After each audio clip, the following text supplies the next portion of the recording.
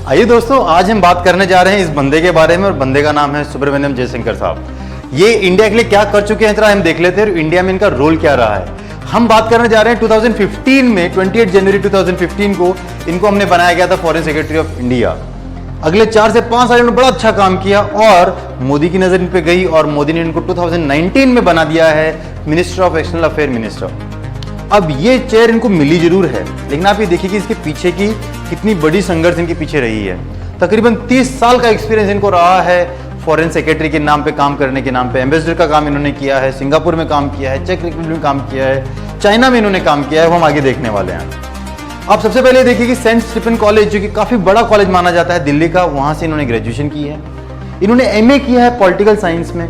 MA करने के बाद में एमफिल की है, पीएचडी भी की है इन्होंने, और पीएचडी भी की है बहुत प्रीसियस इंस्टीट्यूट है Jawaharlal Nehru university, that is JNU, जिसको ज्यादातर हम बहुत नेगेटिव चीजों के बारे में जानते हैं। पॉजिटिव चीज भी जेएनयू से निकलती है।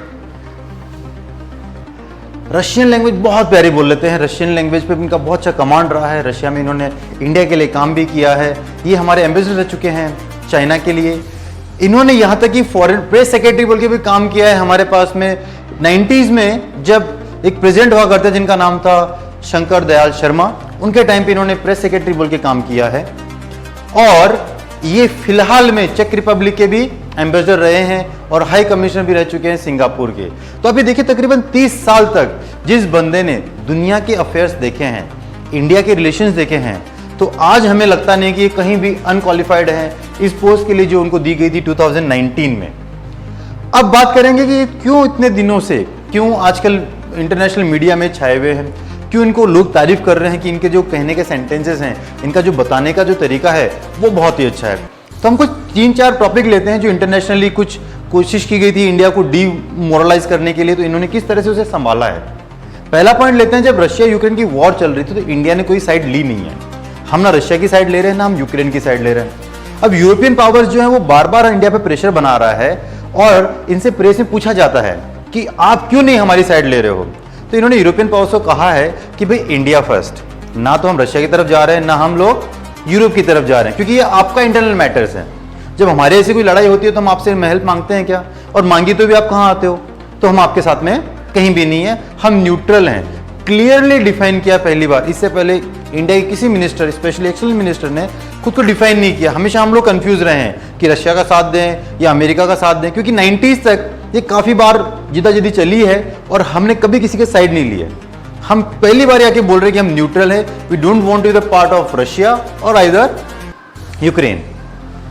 दूसरा पॉइंट आता है, जब अमेरिका ने फिलहाल ही में तकरीबन $450 मिलियन की हेल्प दी है F-16 नाम की फ्लीट देने के लिए, वो भी पाकिस्तान को।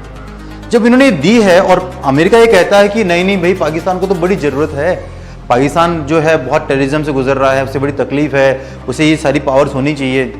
और 2 ही दिन बाद में उनके प्रेसिडेंट जो बिदेन क्या कहते हैं, पाकिस्तान बहुत डेंजरस कंट्री है अगर उनके पास न्यूक्लियर पावर है। दे कौन रहा है।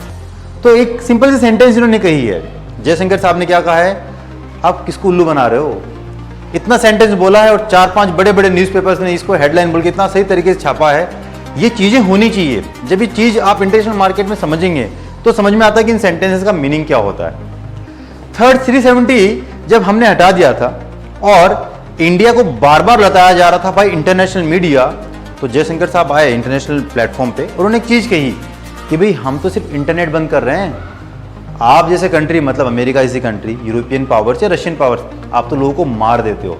इंडायरेक्टली उन्होंने सेंटेंस क्या यूज किया था, can internet cut be more dangerous than loss of life. और फोर्थ जो रहा है फिलहाल ही में, अमेरिकन न्यूज़पेपर जो है इंडिया के बारे में कुछ भी गलत सच छापते रहता है। तो इन्होंने खुला जाके वहां पे बताया कि देखो भाई आपका जो बायस मीडिया है, दिस इज वेरी रॉन्ग। इसके बाद में अगर ये छपता है तो we as an country will take actions, क्योंकि हम इस चीज के लिए चुप नहीं बैठे हैं, क्योंकि आपके पास में एक मीडिया हाउस है और आप उसके ऊपर कुछ जो बकवास कर सकते हो, ऐसा अब नहीं चलेगा।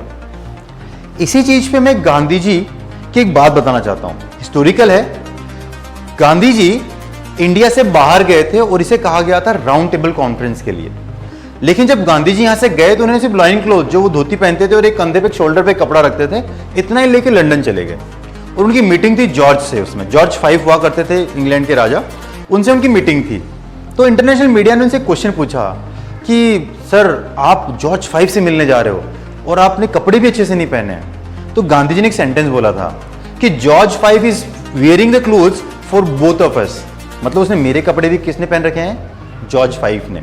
ये सेंटेंस और ये सेंटेंसेस जो हैं जयशंकर के, मैं सेम मानता हूं, क्योंकि वो दौर भी ऐसा था जहां 15 से 20 दिनों तक तकरीबन इंटरनेशनल मीडिया ने एक चीज बार बार बताई दुनिया को कि इंडिया को गरीब कर रहा है ब्रिटेन। इंडिया के जितने भी कपड़े हैं, मतलब इंडिया का लीडर देखो इस कंडीशन में है, तो इंडिया के लोग किस कंडीशन में होंगे, और इसके लिए रिस्पॉन्सिबल कौन है, जॉर्ज 5 या ब्रिटिश के लोग जो इंडिया से बहुत सारी वेल्थ एक्यूमुलेट करके सिर्फ ब्रिटेन ला रहे हैं, वहां पर ह्यूमन राइट्स को कोई ध्यान नहीं दे रहा है। ये गांधी जी के एक सेंटेंस ने करके दिखाया था, और ऐसी ही लाइन हमारे पास में हमारे जो एक्सटर्नल अफेयर मिनिस्टर हैं जयशंकर साहब, ऐसी लाइन यूज की है और आज वो इंटरनेशनल मीडिया में छाए हुए हैं। तो ये थी बहुत बेसिक डिटेल्स हमारे मिनिस्टर्स के सामने।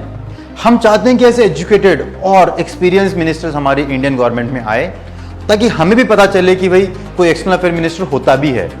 क्योंकि इससे पहले हमने हमारे पॉलिटिकल लाइफ में देखा है कि एक्सटर्नल अफेयर मिनिस्टर का इतना ही काम होता है कि हमारे प्राइम मिनिस्टर को लेके जाए, उनसे मीटिंग करवा दे, बस खत्म। इतने तगड़े जवाब देने वाला मिनिस्टर हमें बहुत सालों बाद मिला है। तो आज के लिए इतना ही, मिलते हैं अगले वीडियो तक। Thank you.